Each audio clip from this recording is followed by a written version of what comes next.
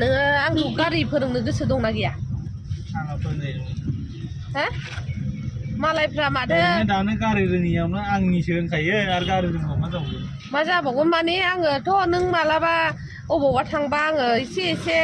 बेरायनोथ' नङा आरो खामानियाव बाहायनो हायोना माथो मा बारो हिनजावफोरनि मावनायखौ नायाबो नाङाबो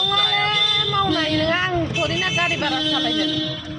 ओरैनो एसे एखमबा नों सालायनो बाबा आं सालायबायनो हाथेबो ना मानो बिदि नोङो माने बिदि नोङो आं इदिनोखा इमान गोसो गाज्रि आं इदिनो लोगोफोर ने इमान गोसो गाज्रि नोङो